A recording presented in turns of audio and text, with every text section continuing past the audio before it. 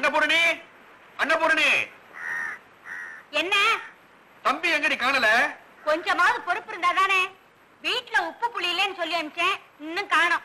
ஏண்டி, mill strike ஆனதுக்கு அப்புறம் அவன் தயவாலதான் நம்ம வீட்டுல அடுப்பே எரியுது.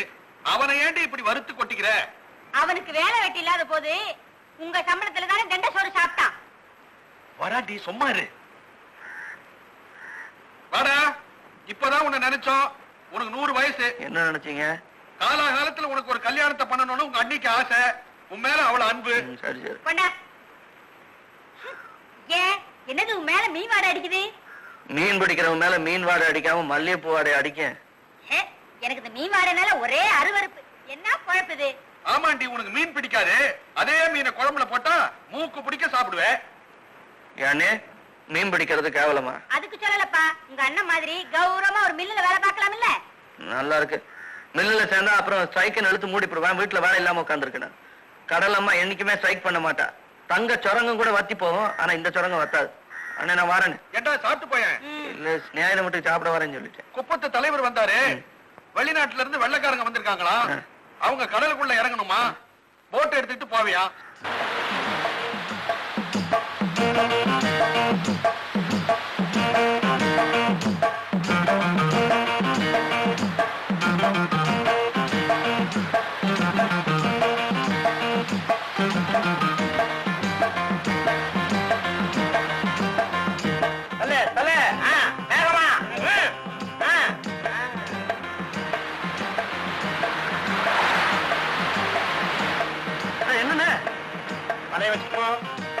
ஏன் படகு என்ன ஓம் படகா? என்ன விலை கொடுத்து வாங்கினியா? நேற்றுக்கு நீ வேலைக்கு வரல, அதனால வர்க்கீஸுக்கு வாடகைக்கு விட்ட. வெள்ளக்காரங்களுக்கு கடலை சுத்தி காட்ட போயிருந்தேன். அதுக்குள்ளார அந்த வெள்ளக்காரங்கிட்டே போய் உனக்கு சாப்பாடு கிடைப்போம். தலைய வச்சுட்டு போடா. என்னையா கடலை உனக்கு சேர்ந்த மாதிரி பேசுற? கடல்ல மீன் இருக்கு, கையில பலம் இருக்குவோம். வலை அவனுக்கு அவனு இந்தா வச்சுக்க.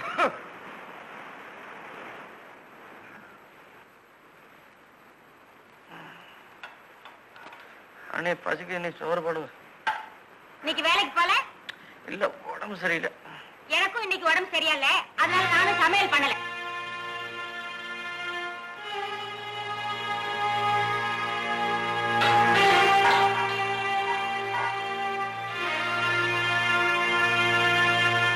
நான் இவனுக்கு சமைச்சு கொட்டுறேன், அப்படியே தட்டை தூக்கி என் தலைமையில அடிச்சுட்டு போறான். என்ன திமிர அவனுக்கு.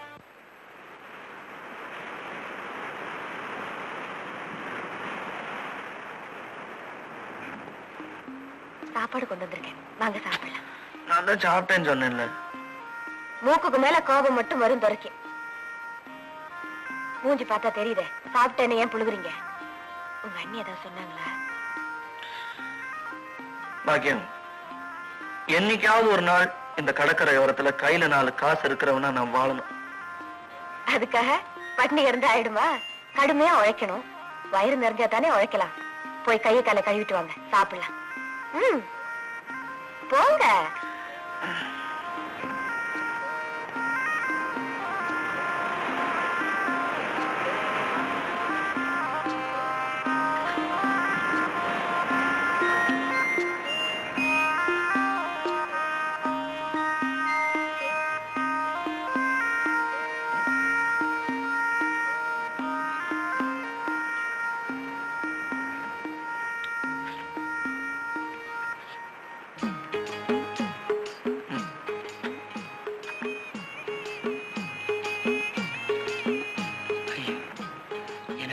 நேரத்துல பக்கத்துல எவனோ மீன் குழம்பு வச்சு சாப்பிட்டு இருக்கா.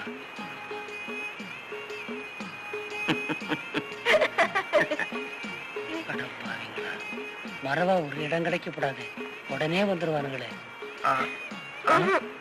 யாரோ பாத்து போறாங்க. பாக்கட்டும், எனக்கு என்ன பயமா? ஊட்டு ஊட்டு. பால் குடிக்கிற வயசு இருக்கு. பீட்டர், இங்க என்ன பண்ற? படிக்க வேற இடம் கிடைக்கல உனக்கு? உங்க 2 பேருக்கும் வேற இடம் கிடைக்கலையா? என்னடா இல்லையா? சும்மா நீட்டேன். சரி கொடு.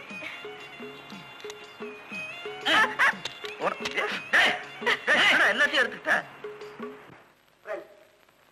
நார்வே நாட்டு கூட்டுறவு பிரதிநிதிகளாக இங்க வந்திருக்கிறவங்கள உங்களுக்கு நான் அறிமுகப்படுத்தி வச்சேன். மோட்டார் படகு வச்சுக்கிட்டு நாம ஆழ்கடல்ல மீன் பிடிச்சா நமக்கு ஏகமா அந்நிய செலாவணி கிடைக்கும். அதோட மோட்டார் படகுல சுலபமான தவணை முறையில பெற தயாரா இருக்காங்க. உங்கள யாருக்கு விருப்பம் இருக்கோ அவங்க கிட்ட அப்ளை பண்ணுவோம். பண்ணிக்கணும். இதுக்காக எங்களை வர சொன்னீங்க. மீன் பிடிக்கிறது செம்படவர்கள் வேலை. அதை போய் எங்களை செய்ய சொன்னா எங்களை எல்லாம் கேவலப்படுத்துற மாதிரி இருக்கு. மிஸ்டர் தனகோட்டி, இதுல கேவலம் என்ன இருக்கு? என்ன உட்கார்ந்துட்டு இருக்கீங்க? இன்னைக்கு நம்மளை கூப்பிட்டு மீன் பிடிக்க சொல்றாரு, நாளைக்கு மாடு வைக்க சொல்லுவாரு. வாங்கயா போலாம்.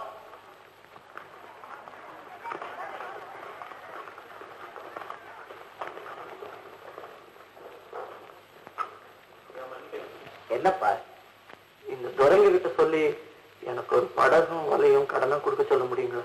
ஏன்பா உங்ககிட்ட முன்பணம் கட்ட ஏதாவது பணம் இருக்கா, இல்ல அடகு வைக்க ஏதாவது சொத்து இருக்கா? கடுமையா உழைக்க உடம்புல தெம்பு இருக்குங்க. வாங்கின கடனை திருப்பி கொடுக்க மனசுல உறுதியும் நாணயமும் இருக்கு. வேற எதுவும் இல்லைங்க. What does he want? He wants a loan to be sanctioned for the purchase of a boat. Does he know about the sea? Oh yes, he does. He is a son of the sea. I think we should give him a boat. Excuse me, but to how with those business people? Give him a boat. Selva, நீ ரொம்ப அதிர்ஷ்டக்காரன்பா. உனக்கு motor boat கொடுக்கறதா அவங்க ஒத்துக்கிட்டாங்க.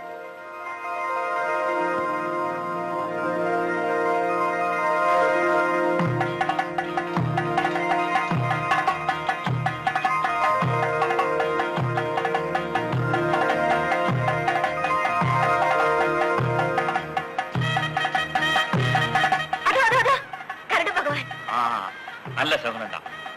பூஜை ஆரம்பிக்கலாம்.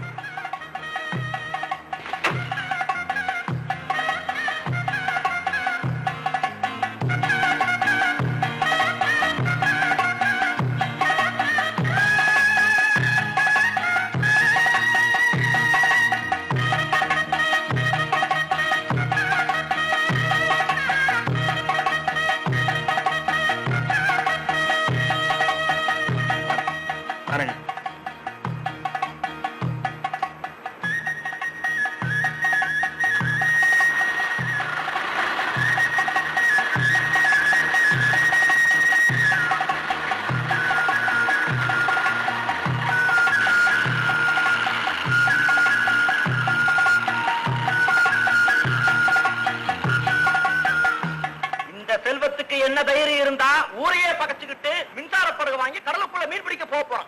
இனிமே நமக்கெல்லாம் என்ன மதிப்பு இருக்கு? அது மட்டும் இல்ல, மின்சார படகுனால நமக்கு எவ்வளவு கஷ்டங்க. மின்சார படகு நாம வீசுற விலையை அறுத்துரும். மீன்க கரப்பக்கம் வரவே வராது. நாட்டு படகு நம்பி இருக்கிற நாமெல்லாம் மீன் கிடைக்காம பட்டினி கிடந்து சாக வேண்டியதுதான். முதலாளி சொல்றது 100க்கு 100 உண்மை. என்ன சொல்றீங்க?